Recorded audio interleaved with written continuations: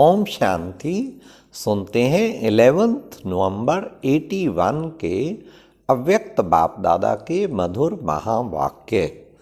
आज की अव्यक्त मुरली का टाइटल है बिंदु का महत्व। आज की मुरली सचमुच संपूर्ण बनाने की मुरली है। इस मुरली को अलग से वेरी वेरी वेरी इंपॉर्टेंट मुरली करके रख लेना चाहिए और कोई आत्मा केवल इसी मुरली पे दिन रात पुरुषार्थ करे, संपूर्ण हो जाएगा। तो सुनिए बाबा क्या कहते हैं। तो बाबा ने इस मुरली में बाप दादा स्नेही आत्माओं के स्नेह का रिटर्न क्या चाहते हैं। दूसरा, बाप दादा बिंदी का कौन सा हिसाब बताते हैं। तीसरा, बाबा ने कहा विस्तार में जाने से कौन सी मात्रा लग जाती है। और लास्ट, सेवाधारी किसे कहते हैं। अब सुनिए 11 नवंबर 81 की मुरली बिंदु का महत्व। आज स्नेह के सागर बाप अपने स्नेही आत्माओं से मिलने आए हैं। बाप के स्नेह में दूर दूर से भागते हुए मिलन स्थान पर पहुंच गए। अब सुनिए ध्यान से, उस स्नेह का बाबा क्या रिटर्न देता है। बाप दादा ऐसे स्नेही आत्माओं को स्नेह का रिटर्न, स्नेह और सहयोग सदा देते हैं, अब भी दे रहे हैं और देते रहेंगे। गॉड प्रॉमिस, भगवान ने वायदा कर दिया। नेक्स्ट, सर्व स्थानों की स्नेही आत्माएं अब भी सूक्ष्म फरिश्तों के रूप में इस मिलन सभा में सन्मुख हैं। बाप दादा डबल सभा देख रहे हैं। एक साकारी शरीरधारी इस धरनी पर बैठे हुए, दूसरे आकारी रूपधारी जिन्हों को इस धरनी के स्थान की आवश्यकता नहीं है। धरनी से ऊपर लाइट रूप में लाइट के आसनधारी जो थोड़े स्थान पर बहुत दिखाई दे रहे हैं। तो दोनों सभाओं को बाप दादा देख हर्षित हो रहे हैं। देखो बाबा की कैसे दिव्य दृष्टि। दूसरी सभा भी सदा बाबा देखते हैं। बाप दादा बच्चों के स्नेह की शक्ति देख रहे हैं। जैसे बाप दादा देखते ऐसे हम बच्चों को भी देखनी है। तो हम भी जब प्यारे बाबा की ये अव्यक्त मुरली रिकॉर्ड होती तो हमें सामने कितनी हजारों आत्माएं, रोज 25-30 हजार आत्माएं मुरली सुनते हैं। कोई कोई के तो मैसेज आते, पूरा सेंटर गीता पाठशाला पूरी बैठ के सुनती। तो हमें वो सभा सारी की सारी आत्माएं बुद्धि में होती हैं कि कितनी हजारों आत्माएं इस प्यारे बाबा के महावाक्य सुन रहे हैं। और कौन सुना रहा है? बाबा। हम भी सुन रहे हैं, वो भी सुन रहे हैं, तो बाबा सुना रहा है। तो बाबा ने कहा कि बाप दादा बच्चों के स्नेह की शक्ति देख रहे हैं। स्नेह की शक्ति के आधार पर सेकंड में कितनी भी दूर से समीप पहुंच जाते हैं। जितनी स्नेह की शक्ति महान है उतनी सन्मुख पहुंचने की स्पीड महान है। कितने अमूल्य रतन सामने आ रहे हैं। एक एक रतन की महिमा महान है। किस किस महारथी का वर्णन करें। क्षमा के ऊपर परवाने आ रहे हैं। सभी बच्चों को बाप दादा सदा सहज योगी भाव का वरदान दे रहे हैं। सिर्फ अब सुनो, सिर्फ की बात सुनो। सिर्फ एक बिंदी को याद करो। सबसे सरल मात्रा बिंदी है। तो बाप दादा सिर्फ बिंदी का ही हिसाब बताते। अब सुनो हिसाब, इतना बाबा ने आज इंटरेस्टिंग हिसाब बताया। अब सुनते चलो। स्वयं भी बिंदु रूप बनो, याद भी बिंदु को करो। ड्रामा के हर दृश्य को जाने करने के बाद भी बिंदु की मात्रा लगा दो। एक बिंदु की मात्रा में आप, बाप और रचना सब आ जाता है। वाह वाह वाह वाह। तो जानना ही क्या है? बिंदु। करना भी क्या है, बिंदु को याद। इसी बिंदु की मात्रा के महत्व को जान सदा सहज योगी बन सकते हैं। ध्यान से, बिंदु की मात्रा को जान सदा सहज योगी बन सकते। अंडरलाइन कर लें। कितना भी बड़ा विस्तार है लेकिन समाया हुआ बिंदु है। बीज बिंदु, उसी में सारा वृक्ष समाया है। आत्मा भी बिंदु, उसी में 84 जन्मों के संस्कार समाये हुए हैं। 5000 वर्ष के ड्रामा को अब संगम के अंत में समाप्त कर रहे हो।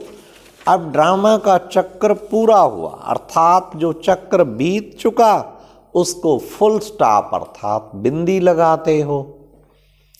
हाँ, बिंदी बन और अब घर जाना है। बिंदु के साथ बिंदु बनकर ही जाना है। सुना बाबा का आज बिंदु का हिसाब सारा बाबा मैथमेटिक्स बिंदु का समझा रहे। घर भी सर्व बिंदुओं का घर है। संकल्प कर्म संस्कार सब मर्ज अर्थात बिंदी लगी हुई है। समाप्ति की मात्रा है ही बिंदु। सर्व गुण सर्व ज्ञान के खजानों के सागर, लेकिन सागर भी है बिंदु। संबंध और संपर्क में भी आओ तो सर्व के मस्तक में भी क्या चमक रहा है, बिंदु। वाह वाह वाह वाह, आज तो कितना सुंदर बाबा ने सारा बिंदु की मैथमेटिक्स समझाई है। सर्व कार्यकर्ता कौन है, बिंदु ही तो है ना। चाहे धरनी से चंद्रमा तक पहुंचे तो भी बिंदु पहुंचा। चाहे आप साइलेंस की शक्ति से 3 लोकों तक पहुंचते तो भी कौन पहुंचता, बिंदु। साइंस की शक्ति या साइलेंस की शक्ति, निर्माण करने की शक्ति व निर्माण में जाने की शक्ति तो बिंदु है ना। बीज में इतना सारा वृक्ष विस्तार को पाता, लेकिन विस्तार के बाद समाता किसमें, बिंदु में। हाँ, बीज अर्थात बिंदु में। तो अनादि अविनाशी है ही बिंदु। आप भी तीनों कालों की नॉलेज, तीनों लोकों की नॉलेज प्राप्त करते हो, लेकिन प्राप्त करने वाला कौन, वो भी बिंदु। आदि से अंत तक वैरायटी पार्ट बजाया, लेकिन पार्टदारी कौन, किसने पार्ट बजाया, वो भी बिंदु ने। तो महत्व सारा बिंदु का है। और बिंदु को जाना तो सब कुछ जाना, सब कुछ पाया। बिंदु रूप में स्थित तो जो संकल्प करो, जो भावना रखो, जो बोलो, जो कर्म करो, जैसे बिंदु महान है। अब बड़े ध्यान से सुनना, बहुत इंपॉर्टेंट लाइन। बिंदु रूप में स्थित हो, जो संकल्प करो, जो भावना रखो, जो बोलो, जो कर्म करो, जैसे बिंदु महान है वैसे सर्व बातें महान हो जाती हैं, अर्थात स्वतः श्रेष्ठ हो जाती हैं। इसलिए दिन रात बस इस बिंदु की पुरुषार्थ में सदा लगे रहो।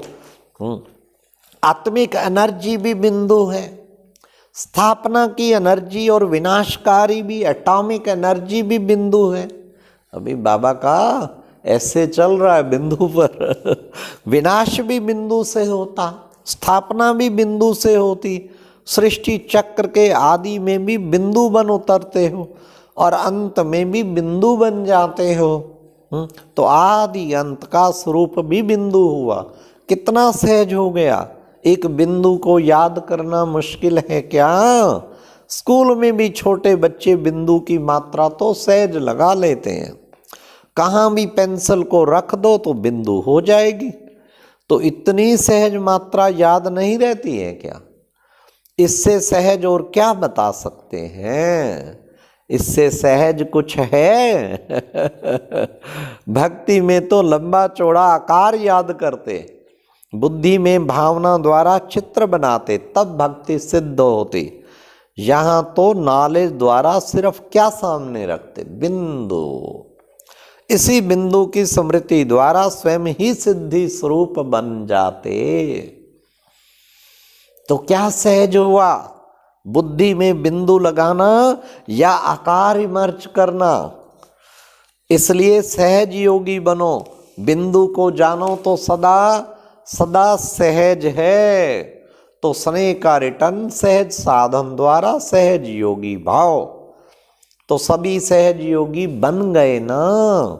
विस्तार में जाते हो तो मुश्किल में चले जाते हो, क्योंकि विस्तार में जाने से क्वेश्चन मार्क बहुत लग जाते हैं।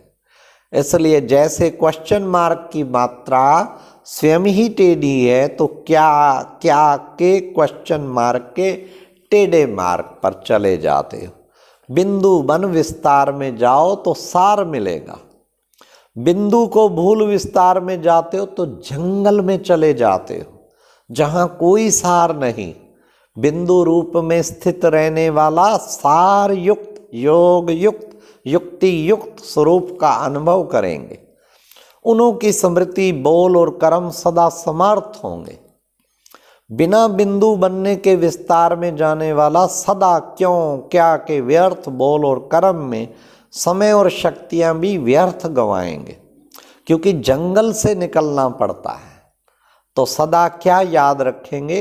एक ही बात, बिंदु। सहज है ना। इसमें भाषा जानो ना जानो, लेकिन बिंदु तो सब भाषा में है। हाँ, और कुछ भी ना जान सको, लेकिन बिंदु शब्द को तो जान जाएंगे। समझा क्या करना है? बिंदु शब्द ही कमाल का शब्द है, जादू का शब्द है। बिंदु बनो और आर्डर करो तो सब तैयार है। संकल्प की ताली बजाओ और सब तैयार हो जाएगा। लेकिन बिंदु की ताली प्रकृति भी सुनेगी, सर्व कर्मेंद्रियां भी सुनेंगी और सर्व साथी भी सुनेंगे। बिंदु बन करके ताली बजानी आती है। अच्छा सुनो, सदा अनादि अविनाशी स्वरूप में स्थित रहने वाले बिंदु के महत्व को जान, सदा महान रहने वाले बिंदु स्वरूपों सर्व खजानों के सार को पाने वाले सार युक्त योग युक्त जीवन मुक्त आत्माओं को बाप दादा का याद प्यार और नमस्ते। और लास्ट बाबा ने सेवा टीचर्स को कहा, सेवाधारी अर्थात देने वाला, सेवा द्वारा सुख देने वाला, इसको कहते हैं सेवाधारी। सेवाधारी अर्थात मास्टर सुखदाता, मास्टर शांतिदाता, मास्टर ज्ञानदाता, सदा संपन्न मूर्त होते हैं। जो स्वयं होंगे वैसे औरों को बनाएंगे। अच्छा, बाप दादा का सर्व को याद प्यार और नमस्ते। इस मुरली को बार बार पढ़ो, इसको अलग रख लो। दिन रात बिंदु बिंदु बिंदु ऐसा लगाओ संपूर्ण हो जाएंगे। एक ही पॉइंट पे दिन रात पुरुषार्थ कोई करे तो संपूर्ण।